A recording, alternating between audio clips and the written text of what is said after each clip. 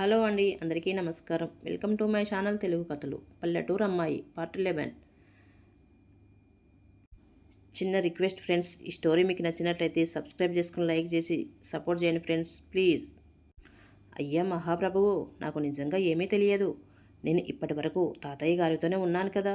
నేను ఆ పని ఎలా చేసి ఉంటానో ముందు వెనుక ఆలోచించండి సార్ అంటూ రంజిత్ కాలపై పడిపోయాడు పవన్. మరి ఆ న్యూస్ ఎలా బయటికి వెళ్ళింది? ఆ విషయం మన ఐదుగురికి కాకుండా బయటికి ఎలా చేరింది అన్నాడు రంజిత్. నిజంగా ఆ విషయం బయటికి ఎలా వెళ్ళిందో నాకు తెలియదు సార్, అమ్మ తోడు అన్నాడు పవన్ నెత్తిపై చేయి పెట్టి. రంజిత్, పవన్ చెప్పేది నిజమే. ఇప్పటి వరకు పవన్ నాతోనేగా ఉన్నాడు. అది పవన్ చేసి ఉండడు అని జానకి రామయ్య గారు కూడా అన్నారు తాపిగా. మరి ఈ విషయం ఎలా బయటికి వచ్చింది తాతయ్య? నాకు ఇప్పుడు అది చేసింది ఎవరో తెలిసేదాకా మెంటల్ వచ్చేలా ఉంది అన్నాడు రంజిత్ తల బాదుకుంటూ. మీకు కొత్తగా రావాలా మెంటల్ అని మనసులోనే అనుకున్నాడు పవన్. నువ్వు కాసేపు స్థిమితపడు, అసలు ఆ విషయం ఎలా బయటికి వెళ్ళిందో తెలుసుకుందామని జానకి రామయ్య గారు అంటుంటే అవును సార్ అని తల ఊపాడు పవన్ పైకి లేచి. ఏంటేవను, ఇంకొక అరగంటలో అది ఎలా బయటికి వెళ్ళిందో నాకు తెలియకపోతే నీ పోస్టింగ్ ఆర్డర్స్ నా టేబుల్పై ఉంటాయి, జాగ్రత్త అన్నాడు రంజిత్. రంజిత్, అరగంట అంటే చాలా తక్కువరా, గంటైన టైం ఇవ్వు అన్నాడు జానకి రామయ్య గారు.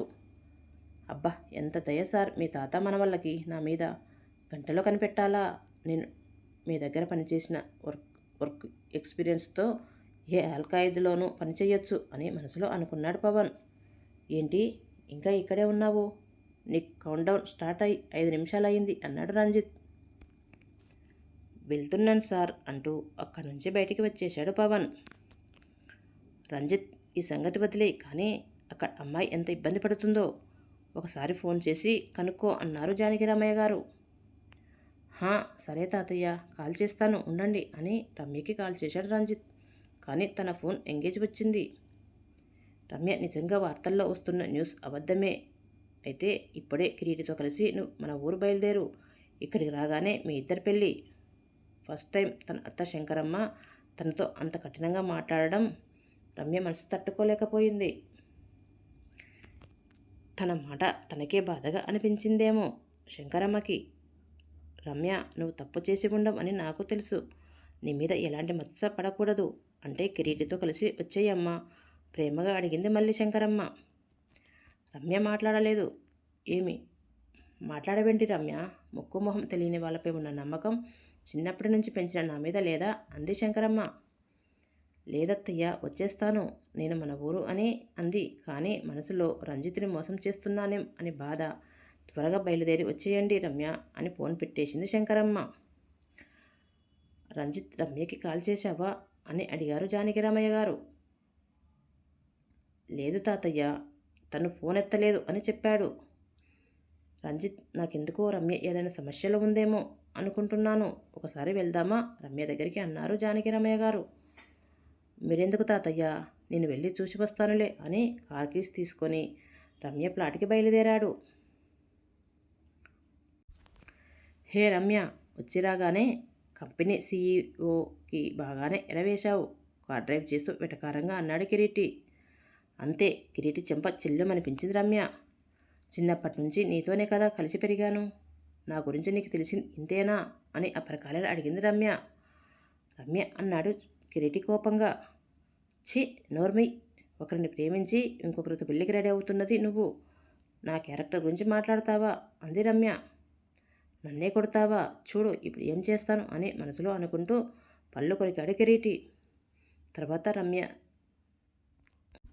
కానీ కిరీటి కానీ ఒక్క మాట కూడా మాట్లాడుకోలేదు. వాళ్ళు ఊరు వెళ్ళేసరికి చీకటి పడిపోయింది. వచ్చేశారా రమ్య? నీ గదిలో నీ చీర, మీ అమ్మ నగలు అన్నీ పెట్టాను, వెళ్ళి రెడీ అయ్యిరా. నువ్వు కూడా వెళ్ళరా అని వాళ్ళు వచ్చి రాగానే ఊపిరి ఆడనివ్వకుండా అక్కడి నుంచి పంపించేసింది శంకరమ్మ. రమ్య, ఒకరిని ప్రేమించి ఇంకొకరిని పెళ్లి చేసుకోవాలి అనుకుంటున్న కిరీటి క్యారెక్టర్ మంచిది కాదు అన్నావు. మరి ఒకరితో తాళి కట్టించుకొని ఇంకొకరితో పెళ్లిపీటలు ఎక్కాలి అనుకుంటున్నావు. నీ క్యారెక్టర్ ఎలాంటిది అని రమ్య అంతరాత్మ ప్రశ్నించింది తనని. గుడిలో రంజిత్తో జరిగింది పెళ్ళి కాదు, అదంతా ఒక యాక్సిడెంట్గా జరిగింది అంతే అని తనకి తాను సర్ది చెప్పుకుంది. ఆహా, మరి ఆ విషయం అప్పుడే వాళ్ళకి ఎందుకు చెప్పలేదు? నీకు కిరీటి అంటే ఇష్టం లేదు అని నీ మనసుకు 100 సార్లు అయినా చెప్పి ఉంటావు. మరి రంజిత్ అంటే ఇష్టం లేదు అని ఎందుకు చెప్పలేకపోయావు అని మళ్ళీ ప్రశ్నించింది అంతరాత్మ. తన మనసు సంధించిన ప్రశ్నకి రమ్య దగ్గర సమాధానం లేదు. ఏమీ మాట్లాడలేక నిమ్మకుండిపోయింది రమ్య. ఇప్పటికీ మించిపోయింది లేదు. నాకు కిరీటి అంటే ఇష్టం లేదు అని అత్తయ్య వాళ్ళతో చెప్పేయి అని ఉచిత సలహా ఒకటి పడేసింది తన అంతరాత్మ. ఇంతలో బయట నుంచి రమ్య రెడీ అయ్యావా అంటూ శంకరమ్మ పిలిచింది. హా అత్తయ్య అని ఇంకా చేసేది ఏమీ లేదు. నేను ఈ పెళ్ళికి రెడీ అని తన మనసుకు సర్ది చెప్పి రెడీ అయ్యింది రమ్య. రమ్య అన్నింటికీ రెడీ అయ్యి పెళ్లిపీటలపై కూర్చుంది. ఎదురుగా కిరీటి. రమ్య దీపికి అప్పటికే 3 సార్లు కాల్ చేసింది. ఏదో ఒకటి చేసి ఈ పెళ్ళాపు ప్లీజ్ అన్నాడు కిరీటి మెల్లగా. హా, ఇంతాకటి వరకు ఏదో చేసేస్తాను పొడి చేస్తాను అన్నావు ఇదేనా అని వెటకారంగా అడిగింది రమ్య. ప్లీజ్ రమ్య, నేను దీపిని చాలా డీప్గా లవ్ చేశాను. తనని మనసులో పెట్టుకొని నీ మెడలో తాళి కట్టలేను అన్నాడు కిరీటి. మరి పెళ్ళైన తర్వాత డైవర్సు అని ఏదో కళ్ళబుల్లి కబుర్లు చెప్పావు. అయినా పీటల మీదికి వచ్చే ముందు చెప్పినా ఏదో ఒకటి చేసేదాన్ని. ఇప్పుడు ఏం చేస్తాం అంది రమ్య. మరి నువ్వు కూడా రంజిత్ని లవ్ చేశావు కదా అని అన్నాడు కిరీటి. చేతిలో కొబ్బరి బొండం ఉంది. అది ఇచ్చి కొట్టాను అంటే మొహం కొబ్బరి పచ్చడి అవుతుంది. నేను చెప్పానా నీకు రంజిత్ని లవ్ చేస్తున్నానని కోపంగా అంది రమ్య. అయినా ఎంత ఓవర్ చేస్తావురా నువ్వు. నేను పల్లెటూరు మొద్దున్నా. ఆఫీసులో ఎవరికి చెప్పొద్దు అన్నావు కదా నేను నీకు తెలుసు అని. ఇప్పుడు దొరికావు. నీ జుట్టు నా చేతిలో ఉంది. చూపిస్తాను నీకు ఇప్పుడు రమ్య అంటే ఏంటో అంది రమ్య కోపంగా. రమ్య ఇంత హైలైట్గా ఉంటుంది అని అస్సలు ఎక్స్పెక్ట్ చేయలేదు కిరీటి.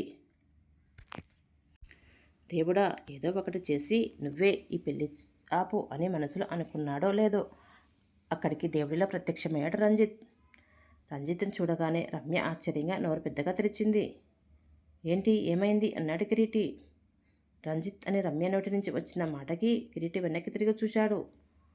సాక్షాత్ ఉగ్రనరసింహస్వామి అవతారంలో కిరీటికి కనిపించాడు రంజిత్. రమ్యరా అన్నాడు పెళ్లిపీటలపై ఉన్న రమ్యను చూస్తూ. ఏయ్, నాకు మా అమ్మాయి అంతా చెప్పింది. ఏదో పొరపాటులో తన మెడలో తాళి పడితే అది పెళ్ళైపోతుందా? తన మెడలో నువ్వు కట్టిన ఆ పసుపు తాడు ఎప్పుడో తీసేయించాను అంది శంకరమ్మ. ఆ మాటకి రంజిత్ చూసే చూపులకి సగం చచ్చిపోయింది రమ్య. వెంటనే అక్కడ కలశం మీద ఉన్న తాలిబొట్టు తీసి అందరూ చూస్తుండగా రమ్య మెడలో 3 ముళ్ళు వేసేశాడు రంజిత్.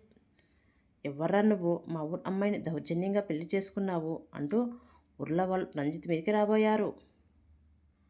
ఇలాంటి అవసరం వస్తుంది అని తెలిసి ముందే ఇది తీసుకువచ్చాను అంటూ తన కోటు నుంచి రివాల్వర్ తీసి గాలిలో 2 సార్లు షూట్ చేశాడు రంజిత్. దాంతో ఎవరూ రంజిత్ దగ్గరికి రావడానికి ధైర్యం చేయలేదు. ఏంటి చూస్తున్నావు రా అంటూ రమ్య చేయి పట్టుకొని పెళ్లి మండపం నుంచి లాక్కు వచ్చాడు రంజిత్. అప్పటికి పవన్ కారుతో రెడీగా ఉండడంతో రంజిత్ కార్ డోర్ ఓపెన్ చేసి కూర్చో అంటూ రమ్యని బ్యాక్ సీట్లో కూర్చోబెట్టి తను ఫ్రంట్ సీట్లో కూర్చున్నాడు రంజిత్. అక్కడ కూర్చున్నాక రమ్య వెనక్కి వాలి కళ్ళు మూసుకుంది. బొట్టు పూలు పళ్ళు పెట్టి చెప్పనా కార్ స్టార్ట్ చేయమని అన్నాడు పవన్ కేసి చూసి.